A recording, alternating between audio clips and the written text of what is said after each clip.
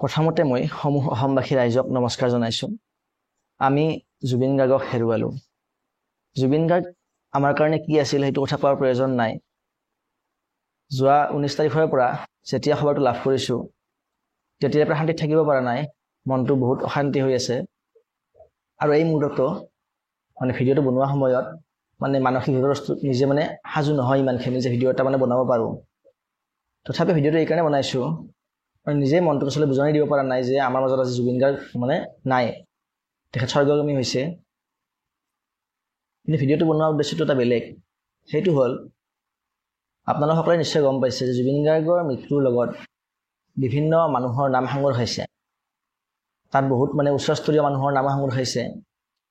আৰু যিসকলৰ নাম সাঙুৰ খোৱাটো একেবাৰে স্বাভাৱিক কথা, কাৰণ নৰ্থ ইষ্ট ফেষ্টিভেলৰ নামত এনেকুৱা এটা অনুষ্ঠান নৰ্থ ইষ্টৰ কোনো এখন ঠাইত অনুষ্ঠিত নকৰি বিদেশলৈ লৈ যোৱাটো, তাত প্ৰগ্ৰেমটো অনুষ্ঠিত কৰাটো আৰু সেই অনুষ্ঠানটোলৈ এক প্ৰকাৰ ফ'ৰ্চফুলিয়ে জুবিন গাৰ্গক লৈ যোৱাটো, যি সময়ত জুবিন গাৰ্গ শাৰীৰিকভাৱে সিমান এটা সুস্থ নহয় বুলি তেওঁৰ ঘনিষ্ঠ মহলে জনাইছে, সেইটো একেবাৰে উচিত কথা নাছিল। তাৰপিছতো লৈ গ'ল, আৰু লৈ যোৱাৰ পিছত যি চূড়ান্ত দায়িত্বজ্ঞানহীনভাৱে জুবিন গাৰ্গৰ লগত এই ঘটনাটো ঘটিবলৈ এৰি দিয়া হ'ল। আমি যদি এই বুলিও ধৰি লওঁ যে এই ঘটনাটো উদ্দেশ্য প্ৰণোদিত নাছিল, এইটো এটা এক্সিডেণ্ট, তথাপিও কিন্তু এইটো এক্সিডেণ্ট ইমান সহজ এক্সিডেণ্ট নহয় বা ইমান সহজতে মানি ল'ব নোৱাৰি। কাৰণ যিটো পষ্টমৰ্টেম ৰিপৰ্ট আহিছে, ৰিপৰ্টটো এতিয়ালৈকে আমি দেখা পোৱা নাই, অসমবাসী ৰাইজে দেখা পোৱা নাই এই ভিডিঅ'টো বনোৱা সময়লৈকে। এইটো ভিডিঅ' মই ৰেকৰ্ড কৰি আছোঁ আজি 21 ছেপ্টেম্বৰ তাৰিখে দুপৰীয়া সময়ত। কিন্তু যিখিনি কথা শুনি আছোঁ তাত উল্লেখ কৰা হৈছে যে ৰিপৰ্টটোত জুবিন গাৰ্গৰ চিজাৰ এটেক অহা কোনো লক্ষণ দেখা পোৱা যোৱা নাছিল। তাত উল্লেখ কৰা হৈছিল যে পানীত পৰি মৃত্যু হৈছে। তেনে অৱস্থাত ইমান কেইগৰাকী মানুহৰ মাজত তেওঁ পানীলৈ গৈছিল সাঁতুৰিবলৈ। পানীত পৰি মানুহ এজনৰ ইমান সোনকালে মৃত্যু নহয়, টাইম লাগে। যি সময়ত জুবিন গাৰ্গৰ লগত এই দুৰ্ঘটনাটো হ'ল, সেই সময়ত যদিহে ততাতৈয়াকৈয়ে তেখেতক হস্পিটেললৈকে লৈ যোৱা হ'লহেঁতেন, তেনেহ'লে হয়তো আজি তেখেত আমাৰ মাজত থাকিলহেঁতেন। কিন্তু এইটো এটা কমপ্লিট নেগলিজেঞ্চি হৈছে, আৰু তাৰ বাবে দায়ী কিন্তু সেই অনুষ্ঠানটোৰ আয়োজক কমিটি আৰু লগতে জুবিন গাৰ্গৰ লগত থকা যিসকল হৈ বৈ থকা মানুহ, প্ৰভাৱশালী মানুহ, যিসকলৰ নাম সাঙুৰ খাইছে ইয়াতে, তেওঁলোকে কিন্তু দোষী। এতিয়া অসমৰ মাননীয় মুখ্যমন্ত্ৰী মহোদয়ে ৰাইজক আশ্বাস প্ৰদান কৰিছে যে উপযুক্ত তদন্ত কৰা হ'ব আৰু দোষীয়ে উচিত শাস্তি পাব। কিন্তু যদিহে কিবা কাৰণত দোষী সাৰি যায়, আইনৰ সুৰুঙাৰে, তেনেহ'লে কিন্তু অসমবাসী ৰাইজে জানে যে আচলতে দোষী কোন। কাৰণ যদিও বা এইটো এক্সিডেণ্ট, কোনো ধৰণৰ পৰিকল্পিত ঘটনা নহয় বুলি মানিলেও, তথাপিও কিন্তু এক্সিডেণ্টটো সংঘটিত হ'বলৈ পালে একমাত্ৰ নেগলিজেঞ্চৰ কাৰণে। গতিকে আজি অসমে জাতিৰ সম্পদ হেৰুৱালে। ভূপেন হাজৰিকাৰ পিছত দ্বিতীয়গৰাকী এনেকুৱা ব্যক্তি অসমে হেৰুৱালে, যাৰ উত্তৰসূৰী বুলিবলৈ আজি আমাৰ মনত কাৰো নাম অহা নাই।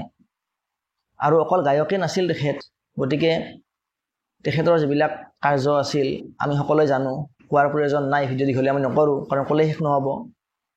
তেনেকুৱা এগৰাকী মহান আত্মাক আমি আজি হেৰুৱালোঁ।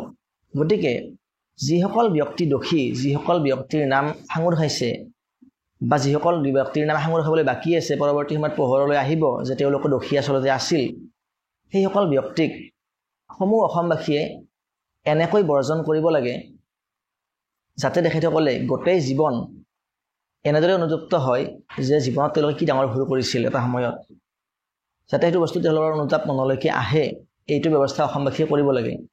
আৰু অসমবাসীয়ে কেতিয়াও পাহৰিব নালাগে যে জুবিন গাৰ্গৰ লগত কি হৈছিল, কাৰণ এইটো সাধাৰণ ঘটনা নহয়। কাৰণ যিমান যি হ'লেও আজি অসমবাসীয়ে নিজৰ বুকুত হাত থৈ ক'ব নোৱাৰে যে এইটো এটা সাধাৰণ ঘটনা। এইটো কেতিয়াও সাধাৰণ ঘটনা হ'ব নোৱাৰে, এইটো সহজ মৃত্যু নহয়। আৰু সহজ মৃত্যু নহয় কাৰণে তেখেতৰ মৃত্যু হোৱাৰ ইমান সময় অতিক্ৰম কৰাৰ পিছতো, প্ৰায় 48 ঘণ্টাৰ বেছি এতিয়ালৈকে অতিক্ৰম কৰা হৈ গ'ল ভিডিঅ'টো ৰেকৰ্ড কৰা সময়লৈকে, এতিয়ালৈকে এটা সঠিক আমি উত্তৰ পোৱা নাই তেখেতৰ মৃত্যু কি কাৰণে হৈছিল, কোন সময়ত হৈছিল। গতিকে নিশ্চয় কিবা ৰহস্য আছে। গতিকে যাতে অসমবাসী ৰাইজে সময়ৰ হাতত এইবিলাক পাহৰি নাযায়, যাতে পুনৰ ৰঙালীৰ উৎসাহত সেইসকল লোককে পুনৰ আদৰি নলয় যিসকল লোকে আজি জুবিন গাৰ্গৰ এই অৱস্থাৰ কাৰণে দায়ী, যাতে কেতিয়াও নাপাহৰে নিজৰ জীৱনকালত জীয়াই থকালৈকে। এইটো কথা সকলোৱে মনত ৰাখিব লাগে আৰু সেইমতে আগবাঢ়িব লাগে। মই বাৰে বাৰে কৈছোঁ যাতে সেইসকল লোকক অসমবাসী ৰাইজে ক্ষমা নকৰে জীৱন থকালৈকে, যাতে পাহৰি নাযায়। কাৰণ আমাৰ এটা স্বভাৱ আছে মানুহৰ, আমি সোনকালে পাহৰি যাওঁ কথাবিলাক। আৰু আজি দুদিন দুখ কৰিছোঁ, হয়তো এই দুদিনটো থাকিব কিছুদিনলৈকে, কিন্তু যেতিয়া ৰঙালী বিহু আহিব বা যিকোনো উৎসৱ পাৰ্বণ আহিব, আমি সেইসকল লোককে মানে পুনৰ আদৰি ল'ম, তেওঁলোকৰ অনুষ্ঠানত আমি মগ্ন হৈ যাম যিসকল লোকে আজি এইটো অৱস্থাৰ কাৰণে দায়ী, যিসকল লোকৰ কাৰণে আজি সমগ্ৰ অসম স্তব্ধ হৈ গৈছে, যিসকল লোকৰ কাৰণে আজি অসমবাসীয়ে খাব পৰা নাই, শুব পৰা নাই। গতিকে অসমবাসী ৰাইজে যেন এইটো কথা নাপাহৰে আৰু তেওঁলোকক সম্পূৰ্ণ অহিংস পদ্ধতিৰে, কোনো ধৰণৰ হিংসা নকৰাকৈ, হিংসাত্মক কাৰ্যকলাপ নকৰাকৈ সম্পূৰ্ণ অহিংস পদ্ধতিৰে তেওঁলোকক বৰ্জন কৰিব লাগে, যাতে তেওঁলোকে গোটেই জীৱনকাল মনত ৰাখে যে তেওঁলোকৰ এটা ডাঙৰ মাৰাত্মক ভুল হৈছিল আৰু তেওঁলোকৰ যিটো অন্যায় হৈছিল জুবিন গাৰ্গৰ প্ৰতি, যিটো মানে নেগলিজেঞ্চ হৈছিল, যাতে তাৰ প্ৰতিফল তেওঁলোকে গোটেই জীৱনকাল ভোগ কৰিব লাগে। গতিকে এইখিনিয়ে, মই বেছি ক'ব নোৱাৰোঁ, বহুত অশান্তি হৈ আছে। গতিকে শেষত এটা কথাই ক'ম যে জুবিন গাৰ্গৰ আত্মাই চিৰশান্তি লাভ কৰক, তেখেতৰ আত্মাই সদ্গতি লাভ কৰক আৰু তেখেত য'তেই আছে যাতে শান্তিৰে থাকে। সেইখিনিয়ে, ধন্যবাদ।